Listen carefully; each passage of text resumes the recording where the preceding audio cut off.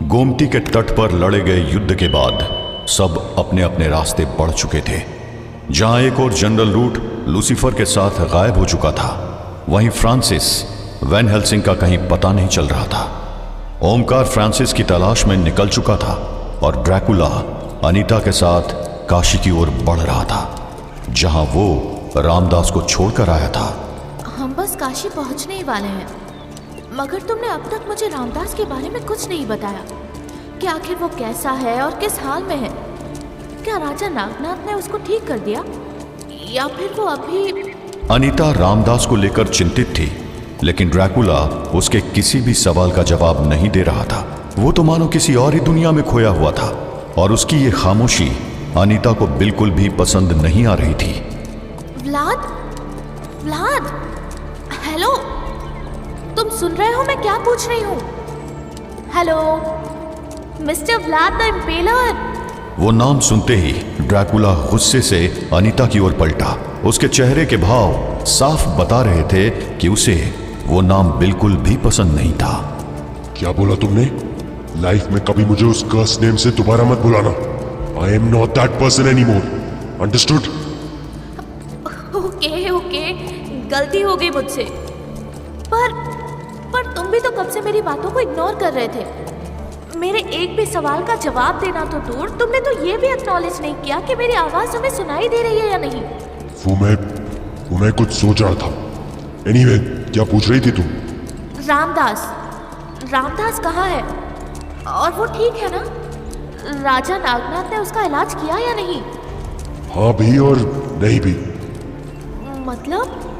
जिस नागनाथ से तुम मिली थी वो असली नहीं था। असली नहीं था मतलब?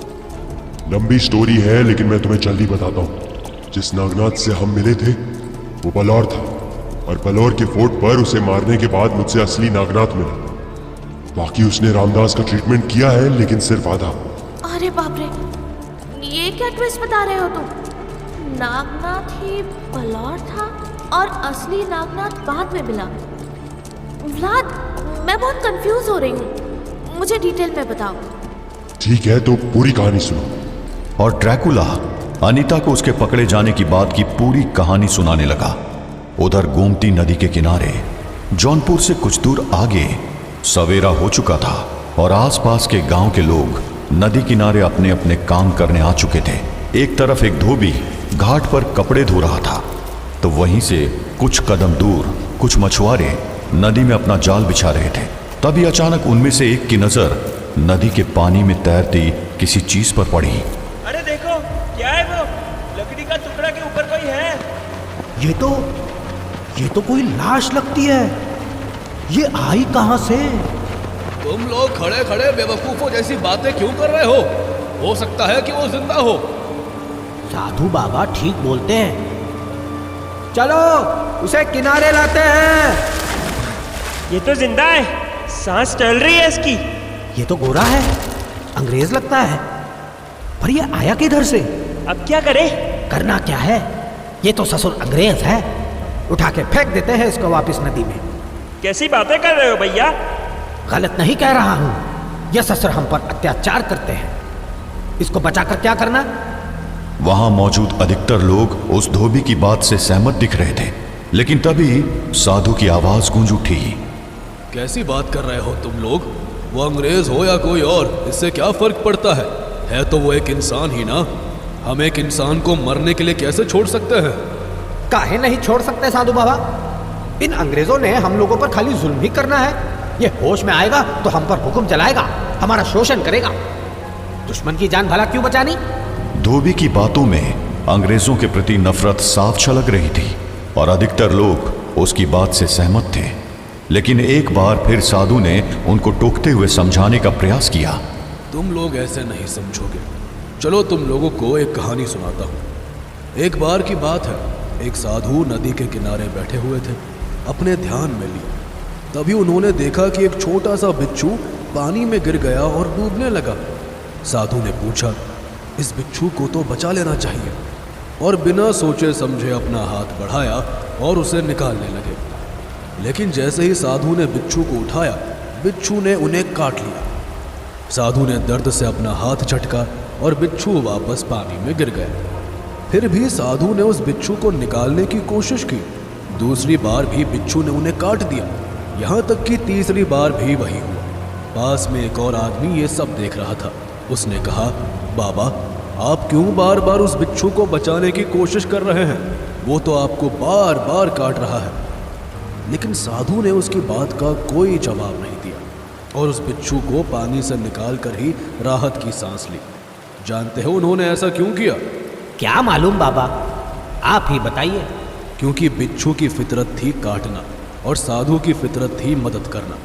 बिच्छू अपनी फितरत नहीं बदल रहा था तो वो अपनी फितरत क्यों बदलते? ठीक उसी तरह ये अंग्रेज हमारा दुश्मन है या नहीं, ये मायने नहीं रखता है। मायने बस ये रखता है कि हमारी सभ्यता, हमारी संस्कृति और हमारे संस्कार हमें क्या सिखाते हैं। अगर हम अपने शत्रु की तरह निर्दयी हो गए, अगर हम उनकी तरह क्रूर हो गए, तो फिर हमारे और हमारे शत्रु में क्या अंतर रह जाएगा? मत भूलो कि हम उन प्रभु श्री राम के भक्त हैं जिन्होंने मरते हुए रावण के भी मोक्ष की कामना की थी। मत भूलो कि हम उस माधव के अनुयायी हैं जिन्होंने शिशुपाल के 99 अपशब्दों को माफ किया था। और मत भूलो कि हम उस देवों के देव महादेव की पूजा करते हैं जिन्होंने जगत कल्याण के लिए हलाहल जैसे विष को भी पी लिया था।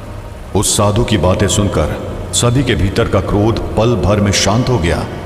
तो फिर अब क्या करें बाबा, आप ही बताइए। करना क्या है? इसे मंदिर ले चलो जल्दी से।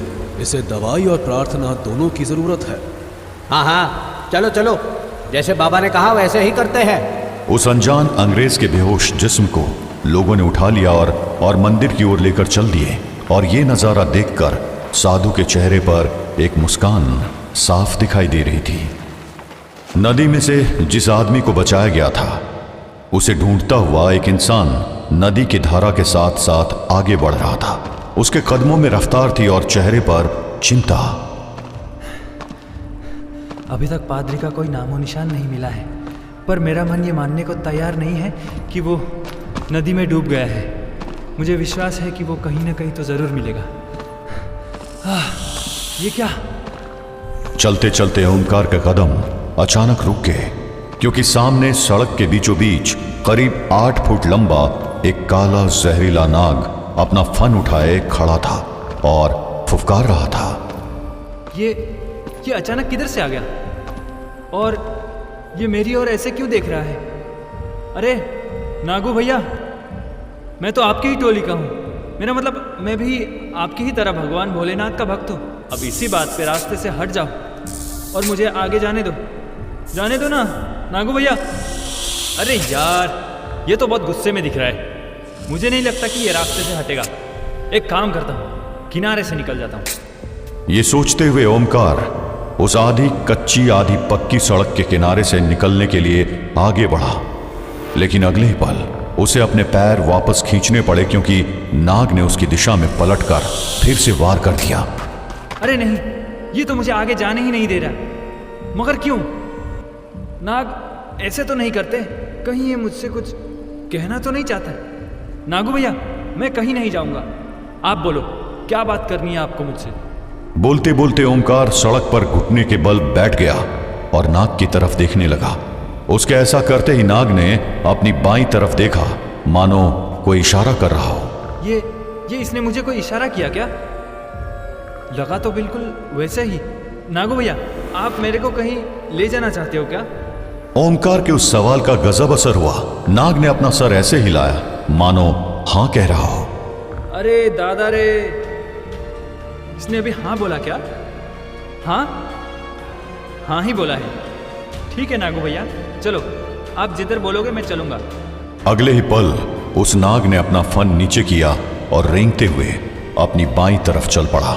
ओमकार भी उठकर उसके पीछे पीछे निकल लिया और कुछ देर बाद ओमकार घनी झाड़ियों के बीच से होता हुआ जंगल के बीचों बीच लगे एक बड़े से बरगद के पेड़ के पास जा पहुंचा।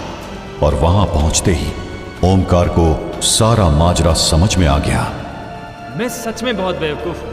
मुझे पहले ही समझ जाना चाहिए था कि ये आपका ही बुलावा हो सकता है प्रभु। ओमकार के सामने उस बरगद के पेड़ के नीचे एक शिवलिंग था, जिसके चारों तरफ वही नाग लिपटा हुआ था।